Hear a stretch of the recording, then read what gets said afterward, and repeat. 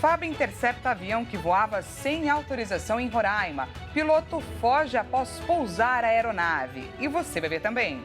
Brasil cai 10 posições em ranking de percepção sobre a corrupção.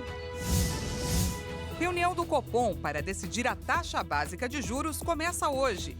Expectativa é de queda de 0,5 ponto percentual.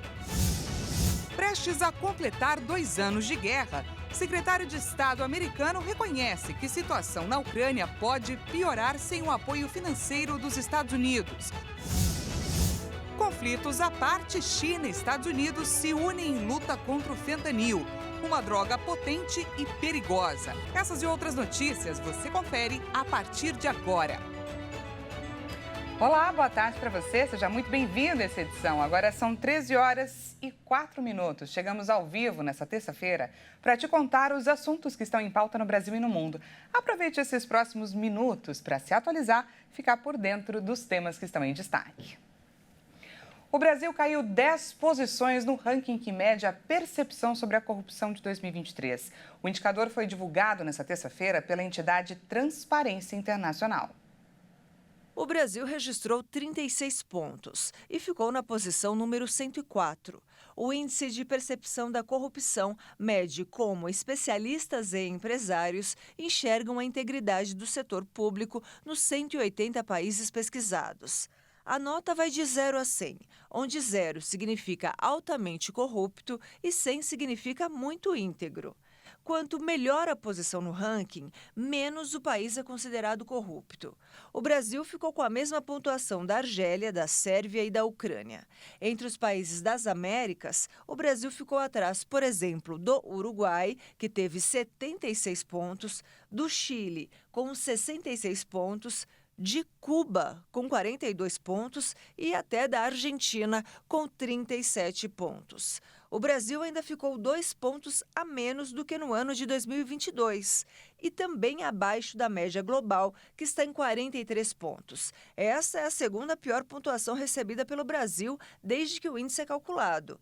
Mas, segundo a Controladoria Geral da União, a prevenção à corrupção é algo que vem sendo trabalhado diariamente para corrigir riscos em políticas públicas, contratações e outras ações do Estado. A CGU espera que a pontuação melhore nos próximos anos.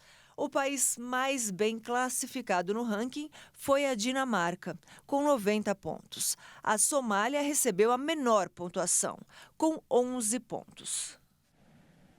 E a Força Aérea Brasileira interceptou um avião que voava sem autorização em Roraima. Após o piloto descumprir a ordem de pouso, rajadas de alerta forçaram a descida. Uma aeronave suspeita que sobrevoava uma região das proximidades da terra indígena Yanomami, a cerca de 110 quilômetros de Boa Vista, foi avistada pela Força Aérea Brasileira. Ao interceptar a aeronave, os agentes da FAB alertaram ao piloto que era necessária a verificação de dados do voo. Em seguida, o piloto foi avisado de que a rota do voo havia sido modificada por determinação da Defesa Aérea. Após descumprir as regras, os militares enviaram uma nova mensagem ao piloto suspeito, afirmando que 2 rajadas de tiro de aviso seriam disparadas para alertá-lo. A Força Aérea Brasileira seguiu o protocolo das medidas de policiamento do espaço aéreo e disparou 2 rajadas de tiros aviso. Nesse momento, a aeronave fez um pouso em uma pista de terra e o piloto fugiu. O avião foi vistoriado e apreendido pela Polícia Federal. Segundo a FAB, o avião interceptado é um Cessna 182. A aeronave estava fazendo um voo na zona de identificação de defesa aérea, criada para controlar o tráfego aéreo ilícito e combater o garimpo ilegal no norte do país. De acordo com o Sistema de Consultas ao Registro Aeronáutico Brasileiro, a matrícula da aeronave interceptada pela FAB está cancelada desde maio de 2022. O avião também está com as operações negadas para táxi aéreo. As investigações da Polícia Federal sobre o uso da estrutura da Agência Brasileira de Inteligência para espionagem ilegal na política avançam. A PF já identificou a atuação de núcleos responsáveis por atividades ilegais dentro da ABIN. As diligências da Polícia Federal tentaram identificar se informações da ABIN sob a gestão de Alexandre Ramagem beneficiaram os filhos do ex-presidente Jair Bolsonaro. A espionagem paralela era feita por meio do software de inteligência israelense. A decisão do ministro Alexandre de Moraes, do Supremo Tribunal Federal, que autorizou busca e apreensão em endereços ligados a Carlos Bolsonaro, traz detalhes de como seria a atuação do grupo. Os agentes identificaram, até o momento, 4 núcleos responsáveis pelas atividades irregulares. Além de Carlos, foram alvo da ação a assessora do vereador, Luciana Almeida, e a assessora de Alexandre Ramagem, Priscila Pereira e Silva. De acordo com as investigações, as 2 funcionárias atuavam como interlocutores na troca de informações de interesse político. A polícia não descarta a existência de outros núcleos e a participação de mais servidores que ainda não foram identificados no esquema ilegal de espionagem. O presidente Lula já decidiu exonerar Alexandre Moretti, diretor adjunto da ABIN e considerado o número 2 da pasta. Mas a crise não chegou à chefia da ABIN, comandada por Luiz Fernando Correia, que deve ser mantido no cargo. Bom, e o vereador Carlos Bolsonaro foi prestar depoimento hoje à Polícia Federal na Superintendência do Rio de Janeiro. Mas o depoimento não teve relação com a operação dessa segunda-feira e atende a uma intimação da PF sobre uma postagem que teria sido ofensiva. Mudando de assunto, os resultados do Sistema de Seleção Unificado, SISU 2024, saem hoje no site do programa. Segundo o Ministério da Educação, as listas de aprovados devem ser publicadas nesta tarde. Neste ano, o SISU conta com mais de 264 mil vagas distribuídas em 127 instituições de educação superior. Pela primeira vez, o programa do Sistema de Seleção Unificada vai ter apenas uma edição no ano. Com isso, a seleção de candidatos para o segundo semestre letivo de 2024 vai acontecer nas mesmas datas da seleção para o primeiro semestre. Mas, para quem não for aprovado, ainda vai ser possível participar da lista de espera. Se o aluno for aprovado, pode fazer a matrícula na instituição de ensino a partir do primeiro dia de fevereiro. O prazo máximo vai até o dia 7 de fevereiro. Mas, se o candidato não for aprovado, ele ainda pode entrar no site do SISU, manifestar interesse em participar da lista de espera entre 30 de janeiro e 7 de fevereiro. Caberá à universidade, por meio da ordem da lista de classificação de candidatos, selecionar quem estudará em cada semestre. Os resultados serão divulgados por cada faculdade.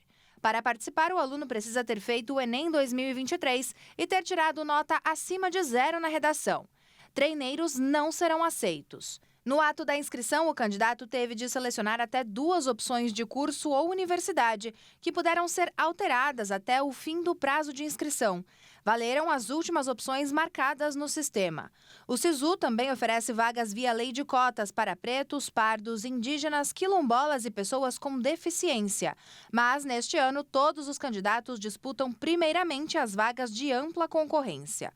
Caso não alcancem as notas nessa modalidade e façam parte de algum dos grupos de cotas, aí sim entram na disputa pelo benefício. Até o SISU 2023, quem tinha direito às cotas já participava desde o início de uma classificação à parte, separada da ampla concorrência. A primeira reunião do ano do Comitê de Política Monetária do Banco Central começa hoje. O encontro, que vai decidir o futuro da taxa básica de juros, tem a expectativa de manter o ritmo de cortes da Selic. Com a redução de 0,5 ponto percentual, esta seria a menor taxa em 2 anos. Atualmente, a Selic está em 11,75%. Caso o ritmo de quedas se mantenha, o novo patamar da Selic seria de 11,25%. No fim de 2023, diretores do Copom projetaram novas reduções semelhantes nos próximos encontros. A avaliação levou em conta que a taxa Selic é o principal instrumento da política monetária para determinar a inflação em uma economia. E isso acontece porque os juros mais altos encarecem o crédito, reduzem a disposição para consumir e estimulam novas opções de investimento pelas famílias.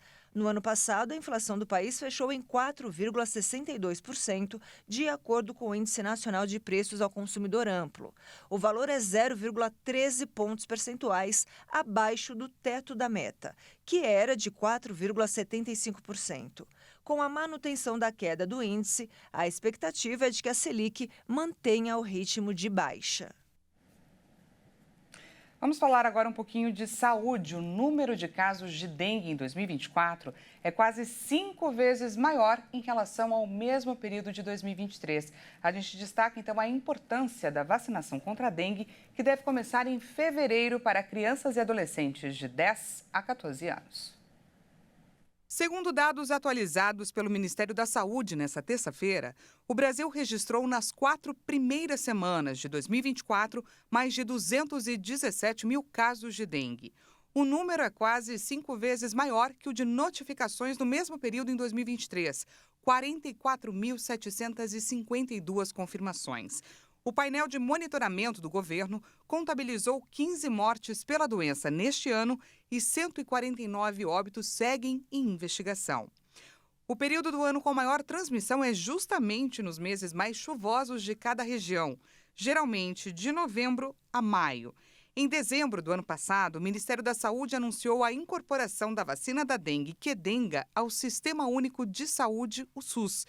Na ocasião, a ministra Anísia Trindade disse que o novo imunizante iria começar a ser aplicado em fevereiro deste ano para o público-alvo.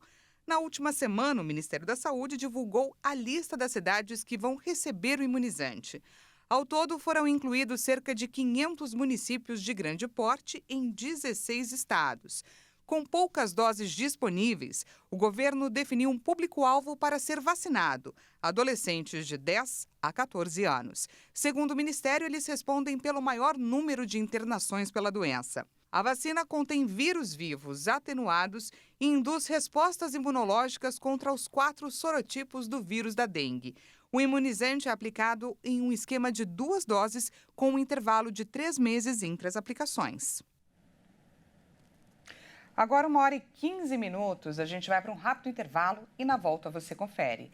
O secretário de Estado americano reconhece que a situação na Ucrânia pode piorar sem o apoio financeiro dos Estados Unidos.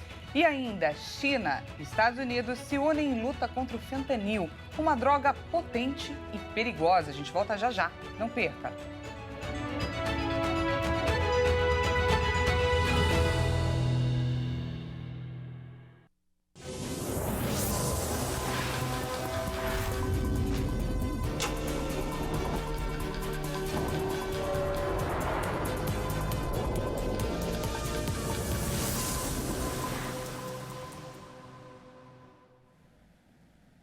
Seja bem-vindo mais uma vez. Nós estamos de volta e ao vivo, 1h17 pelo horário de Brasília.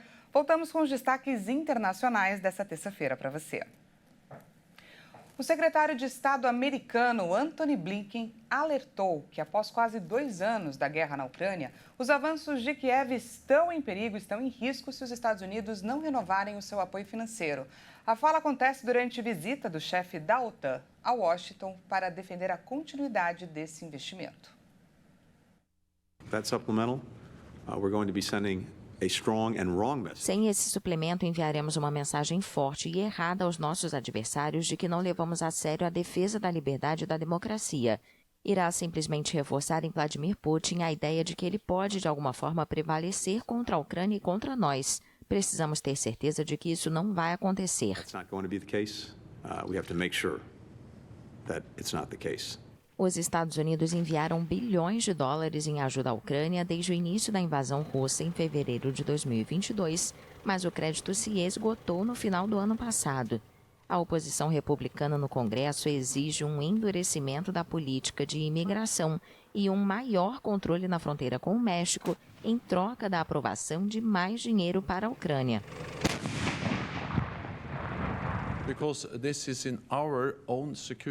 Fazer isso é do nosso próprio interesse de segurança. Será uma tragédia para os ucranianos se o presidente Putin vencer, mas também tornará o mundo mais perigoso e inseguro.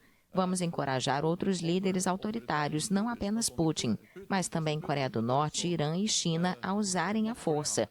Hoje é a Ucrânia, amanhã pode ser Taiwan. A contraofensiva ucraniana registrou progressos limitados, mas a OTAN estima que a longo prazo as tropas de Kiev desafiaram as expectativas ao recuperar metade do território tomado pela Rússia. E nessa terça-feira, militares israelenses se disfarçaram de médicos e outros profissionais da saúde para entrarem em um hospital na Cisjordânia sem levantar suspeitas. Segundo a própria Força Armada de Israel, 3 pessoas que faziam parte do grupo terrorista Hamas e planejavam novos ataques foram mortos. Segundo o Ministério da Saúde palestino, soldados teriam iniciado o ataque na enfermaria do hospital, que fica em Jenin. Os militares israelenses que participaram dessa operação relataram que os membros do Hamas utilizavam o local como esconderijo e também para traçar novos planos. Em meio à operação, foram localizados túneis subterrâneos nas proximidades do hospital, onde foram apreendidos armas e também veículos. China e Estados Unidos querem conter a produção de fentanil, uma droga potente e perigosa. Representantes dos 2 países iniciaram os diálogos sobre o tema nesta terça-feira em Pequim. Representantes da China e Estados Unidos retomaram nesta terça-feira em Pequim as conversas estagnadas para frear a produção de ingredientes usados na droga fentanil, ao mesmo tempo em que buscam reconstruir seus abalados canais de comunicação. Washington espera que a China coopere no ataque às empresas fabricantes dos precursores químicos do fentanil e no corte do financiamento para sua comercialização.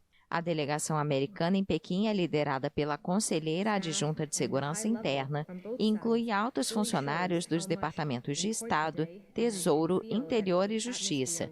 Vim de Washington com uma delegação de alto nível que representa a abordagem de todo o governo americano para enfrentar o desafio global apresentado pelos narcóticos ilícitos.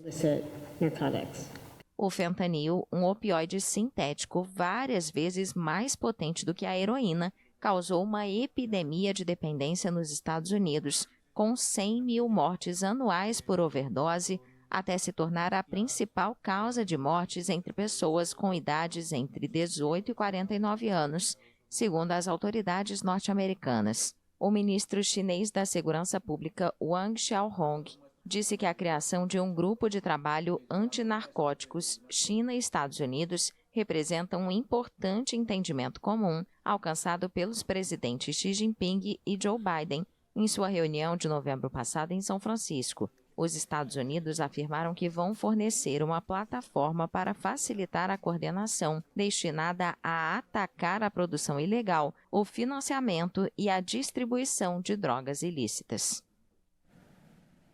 Em meio à crise na segurança do Equador, o presidente Daniel Noboa anunciou a repatriação de prisioneiros estrangeiros para que eles voltem ao país de origem. Noboa afirmou que a medida passa a valer imediatamente e seguirá as legislações nacionais e internacionais. O documento assinado pelo presidente do Equador, Daniel Noboa, pontua que o Sistema Nacional de Atenção Integral a Adultos Privados de Liberdade e Adolescentes Infratores, SINAI, deverá participar da execução dos procedimentos correspondentes, bem como os Ministérios das Relações Exteriores, da Mulher e dos Direitos Humanos, do Interior e o Ministério do Governo. Estabelece também que cada procedimento será individual, sendo vedada qualquer repatriação de grupos. A publicação deste decreto ocorre 3 semanas depois de Noboa ter declarado o estado de emergência e a existência de um conflito armado interno no Equador, provocado pela violência gerada por vários grupos criminosos. Quando o plano foi anunciado, o governo deixou claro o objetivo de reduzir a violência dentro das prisões e no país em geral, usando como argumento que ele implicaria na redução da população carcerária em ao menos 1.500 prisioneiros, a maioria deles da Colômbia e da Venezuela. Na ocasião, o anúncio causou polêmica e o Peru rechaçou a proposta, ameaçando enviar membros de facção de volta ao Equador caso o governo seguisse com a repatriação em massa. O primeiro campeonato nacional de 2024 começa hoje, mas não é com a bola rolando, não. O sorteio da primeira fase da Copa do Brasil será realizado às 3 horas no horário de Brasília, na sede da CBF, no Rio de Janeiro, e 80 times irão conhecer os seus adversários. O sorteio vai definir a primeira fase, que acontecerá nos dias 21 e 28 de fevereiro, daqui a aproximadamente um mês. Os 80 times foram distribuídos em 8 potes, com 10 equipes cada. O critério de separação é o ranking da CBF, que foi divulgado em dezembro do ano passado. Os 40 mais bem colocados ocupam os 40 primeiros potes e jogarão contra os 40 piores colocados, com a vantagem do empate, porém jogarão fora de casa. Além dos clubes que iniciam da primeira fase, a Copa do Brasil conta com mais 12 times que só entram na competição a partir da terceira fase, que começa em maio. São eles: Palmeiras, São Paulo, Red Bull Bragantino, Flamengo, Fluminense, Botafogo, Grêmio e Atlético Mineiro, que disputarão a Libertadores, Atlético Paranaense, classificado via Brasileiro do ano passado, Goiás, campeão da Copa Verde, Ceará, campeão da Copa do Nordeste e Vitória, campeão da Série B. Chegamos então em mais um final de mês. O mês das férias está se despedindo, mas não sem deixar memórias. E é sobre a capacidade de reconhecer, de lembrar e reviver as experiências vividas que comemoramos hoje o Dia da Saudade. Você sabia que dia 30 de janeiro é comemorado o Dia da Saudade? Aproveito para te perguntar, você já sentiu saudade? Quem nunca? Saudade da infância, saudade de um momento, saudade de uma pessoa. Saudade é cheiro, é sabor, é aquele bolinho de fubá com uma xícara de café e, claro, em boa companhia. Pode ser de uma gargalhada gostosa numa tarde fria. Saudade é música. Saudade cabe em tanta coisa, não é? Você se permite sentir saudade? E como saudade também é lugar, e a gente sempre costuma viajar juntos para conhecer algum cantinho desse mundão, no Dia da Saudade vamos observar lugares que levam o nome em homenagem a esse sentimento tão particular, mas ao mesmo tempo tão comum a todos nós. Saudade, gente, é praia, é ilha, é lagoa e também é serra. Inclusive, essa última é considerada a cidade que tem menos habitantes do Brasil. Apenas 800 pessoas moram ali. Fica em Minas Gerais, Serra da Saudade. Essa edição fica por aqui. Muito obrigada pela sua companhia. Não se esqueça, daqui a pouquinho Juliana Dariva chega com mais informações. E para você não ficar com saudade, amanhã a gente se encontra às 8h30 da manhã. Uma ótima tarde para você.